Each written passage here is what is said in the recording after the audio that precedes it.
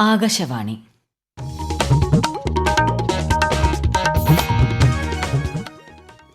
നമസ്കാരം.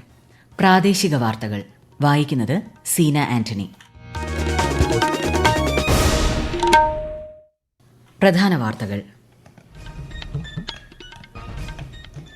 രാജ്യത്ത് മൂന്നാം ഘട്ട ലോക്സഭാ തെരഞ്ഞെടുപ്പിനുള്ള വോട്ടെടുപ്പ് നാളെ. അഞ്ചാം ഘട്ടത്തിന്റെ നാമനിർദ്ദേശ പത്രികാ സമർപ്പണത്തിനുള്ള സമയപരിധി അവസാനിച്ചു. നഴ്സിംഗ് വിദ്യാർത്ഥികൾക്ക് 1 വർഷത്തെ നിർബന്ധിത പരിശീലനം വേണ്ടെന്ന സംസ്ഥാന സർക്കാർ തീരുമാനം ശരിവെച്ച് സുപ്രീംകോടതി. സംസ്ഥാനത്ത് ചൂട് തുടരുന്നു.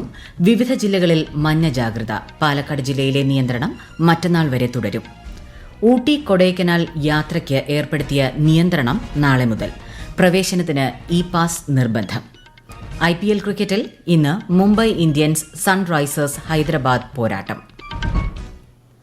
വാർത്തകൾ വിശദമായി. ലോക്സഭാ തെരഞ്ഞെടുപ്പിന്റെ മൂന്നാം ഘട്ട വോട്ടെടുപ്പ് നാളെ. 10 സംസ്ഥാനങ്ങളിലെ 93 മണ്ഡലങ്ങളിലും കേന്ദ്രഭരണ പ്രദേശമായ ദാദ്ര നഗർ ഹവേലി ദമൻ ദിയുവിലുമാണ് വോട്ടെടുപ്പ്.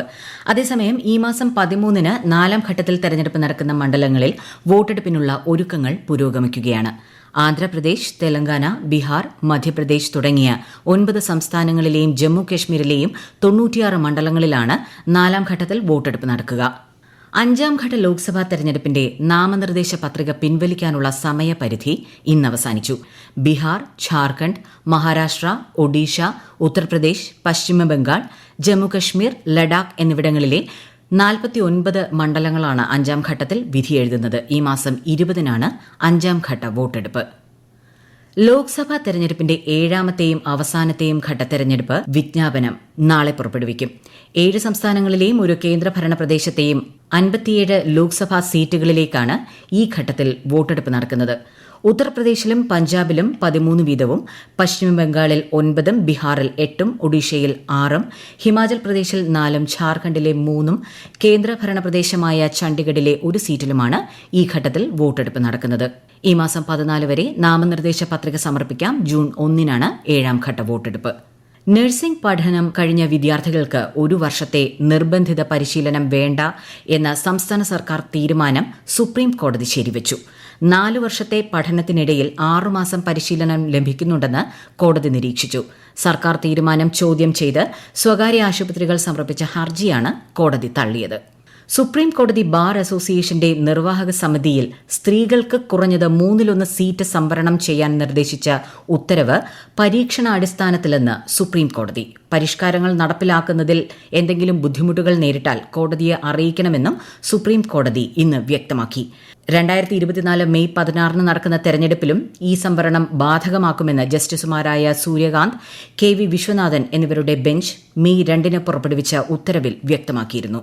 ഊട്ടി കൊടൈക്കനാൽ യാത്രയ്ക്ക് നാളെ മുതൽ നിയന്ത്രണം. പാരിസ്ഥിതിക പ്രശ്നങ്ങൾ കണക്കിലെടുത്ത് മദ്രാസ് ഹൈക്കോടതിയാണ് നിയന്ത്രണം ഏർപ്പെടുത്തിയത്. നാളെ മുതൽ ജൂൺ 30 വരെ ഇ-പാസ് എടുത്തവർക്ക് മാത്രമേ പ്രവേശനം അനുവദിക്കുകയുള്ളൂ. ഇ-പാസിനായി പ്രത്യേക പോർട്ടൽ സജ്ജമാക്കിയിട്ടുണ്ട്. കള്ളക്കടൽ പ്രതിഭാസത്തിന്റെ ഭാഗമായി കേരളത്തിന്റെയും തമിഴ്നാടിന്റെയും തെക്കൻ തീരങ്ങളിൽ ദേശീയ സമുദ്ര സ്ഥിതി പഠന ഗവേഷണ കേന്ദ്രം ഓറഞ്ച് അലർട്ട് പ്രഖ്യാപിച്ചു. ഈ തീരങ്ങളിലെ താഴ്ന്ന പ്രദേശങ്ങളിൽ രാത്രി 11:30 മുതൽ അർദ്ധരാത്രി വരെ അതിതീവ്ര തിരമാലകൾ കാരണം ശക്തിയേറിയ കടലാക്രമണത്തിന് സാധ്യതയുണ്ടെന്നാണ് മുന്നറിയിപ്പ്. മത്സ്യത്തൊഴിലാളികളും തീരദേശവാസികളും ജാഗ്രത പാലിക്കണം. വള്ളത്തിലും ചെറുയാനങ്ങളിലുമുള്ള മത്സ്യബന്ധനം ഒഴിവാക്കണം. ബീച്ചിലേക്കുള്ള യാത്രകളും കടലിലിറങ്ങിയുള്ള വിനോദവും ഒഴിവാക്കണമെന്നും നിർദ്ദേശമുണ്ട്. ഉഷ്ണതരംഗത്തെ തുടർന്ന് ലക്ഷദ്വീപിലെ പവിഴപ്പുറ്റുകൾ വൻതോതിൽ നശിക്കുന്നതായി പഠനം. ദ്വീപ് മേഖലയിലെ പവിഴപ്പുറ്റിന്റെ ഏറിയ പങ്കും ബ്ലീച്ചിങ്ങിന് വിധേയമായെന്നാണ് കേന്ദ്ര സമുദ്ര മത്സ്യ ഗവേഷണ കേന്ദ്രത്തിന്റെ കണ്ടെത്തൽ. വിശദാംശങ്ങളുമായി ആകാശവാണി ലക്ഷദ്വീപ് പ്രതിനിധി അബ്ദുൾ സലാം. സമുദ്രത്തിലെ അമിതമായ താപസമ്മർദ്ദം കാരണം പവിഴപ്പുറ്റുകളിലെ സിംബയോട്ടിക് അൽഗകൾ നശിക്കുന്നതാണ് കോറൽ ബ്ലീച്ചിങ്ങിന് കാരണമാകുന്നതെന്ന് CMFRയിലെ ശാസ്ത്രജ്ഞർ വെളിപ്പെടുത്തുന്നു. പവിഴപ്പുറ്റ് ഉൾപ്പെടെയുള്ള സമുദ്ര ജൈവ വൈവിധ്യങ്ങളുടെ തകർച്ച വിനോദസഞ്ചാരത്തെയും തുടർന്ന് ഇത് തീരദേശ സമൂഹത്തിന്റെ ഉപജീവനത്തിന് തന്നെ ഭീഷണിയായി മാറും. ഇതിലൂടെ കടൽ ഭക്ഷ്യശൃംഖലയെ തന്നെ സാരമായി ബാധിക്കും. പവിഴപ്പുറ്റുകളുടെ ദീർഘകാല സംരക്ഷണവും പുനർജീവിപ്പിക്കുന്നതിനുമായി കോറൽസ് നട്ടുപിടിപ്പിക്കുന്ന പദ്ധതി വിജയകരമായി നടപ്പിലാക്കി വരുന്നതായി ലക്ഷദ്വീപ് സയൻസ് ആൻഡ് ടെക്നോളജി വിഭാഗം സയന്റിസ്റ്റ് ഡോക്ടർ ഇദ്രീസ് ബാബു ആകാശവാണി വാർത്തകളോട് വ്യക്തമാക്കി. KSRTC ഡ്രൈവർ യദുവിന്റെ പരാതിയിൽ തിരുവനന്തപുരം മേയർ ആര്യ രാജേന്ദ്രനെതിരെ കേസെടുക്കാൻ കോടതി പോലീസിന് നിർദ്ദേശം നൽകി. Thiruvananthapuram first class judicial magistrate കോടതി 3 കന്റോൺമെന്റ് പോലീസിനോട് കേസെടുക്കാൻ നിർദ്ദേശിച്ചത്. മേയർ ആര്യ രാജേന്ദ്രൻ, ഭർത്താവ് സച്ചിൻ ദേവ് MLA എന്നിവരുൾപ്പെടെ 5 പേർക്കെതിരെ കേസെടുക്കാനാണ് കോടതിയുടെ നിർദ്ദേശം. ഈ വാർത്തകൾ ആകാശവാണിയിൽ നിന്ന്. സംസ്ഥാനത്ത് വിവിധ ജില്ലകളിൽ താപനില സാധാരണയേക്കാൾ 4 ഡിഗ്രി സെൽഷ്യസ് വരെ കൂടാൻ സാധ്യതയുണ്ടെന്ന് കാലാവസ്ഥാ വകുപ്പ് അറിയിച്ചു. ഇതേ തുടർന്ന് വിവിധ ജില്ലകളിൽ മഞ്ഞ ജാഗ്രത പ്രഖ്യാപിച്ചു. പാലക്കാടാണ് ഏറ്റവും ഉയർന്ന താപനില 39 ഡിഗ്രി സെൽഷ്യസ്. ഇതിന്റെ അടിസ്ഥാനത്തിൽ ജില്ലയിൽ ഈ മാസം 8 വരെ നിലവിലുണ്ടായിരുന്ന നിയന്ത്രണങ്ങൾ തുടരുമെന്ന് ജില്ലാ കളക്ടർ അറിയിച്ചു. പ്രൊഫഷണൽ കോളേജുകൾ ഉൾപ്പെടെയുള്ള വിദ്യാഭ്യാസ സ്ഥാപനങ്ങൾ ഓൺലൈനായി മാത്രം പ്രവർത്തനം നടത്താനാണ് നിർദ്ദേശം. അതേസമയം ഈ ആഴ്ച വേനൽ മഴ ശക്തമാകാൻ സാധ്യതയുണ്ടെന്നും മുന്നറിയിപ്പുണ്ട്. വടക്കൻ ജില്ലകളിൽ ഉൾപ്പെടെ മിന്നലോടുകൂടിയ മഴ ലഭിച്ചേക്കും. ശക്തമായ ചൂടും വരണ്ട കാലാവസ്ഥയും തുടരുന്നതിനാൽ ക്ഷീര കർഷകർ മുൻകരുതലുകൾ സ്വീകരിക്കണമെന്ന് മൃഗസംരക്ഷണ വകുപ്പ്. സൂര്യാഘാത ലക്ഷണങ്ങൾ കണ്ടാൽ ഉടൻ വെറ്ററിനറി ഡോക്ടറുടെ സഹായം തേടുകയും കന്നുകാലികളോ പക്ഷികളോ സൂര്യാഘാതം മൂലം മരിച്ചാൽ മൃഗാശുപത്രിയിൽ വിവരമറിയിക്കുകയും വേണം. പ്രസിദ്ധമായ ചന്ദനപ്പള്ളി സെന്റ് ജോർജ് പള്ളിയിലെ ചെമ്പെടുപ്പ് റാസയും തിരുശേഷിപ്പ് പ്രതിഷ്ഠയും നാളെ നടക്കും. പെരുന്നാളിന്റെ ഭാഗമായി നാനാദേശങ്ങളിൽ നിന്നും ധാരാളം വിശ്വാസികളാണ് ദേവാലയത്തിലേക്ക് എത്തിക്കൊണ്ടിരിക്കുന്നത്. കൂടുതൽ വിവരങ്ങളുമായി ആകാശവാണി പത്തനംതിട്ട ജില്ലാ പ്രതിനിധി ശ്രീജി എസ് ശ്രീധർ.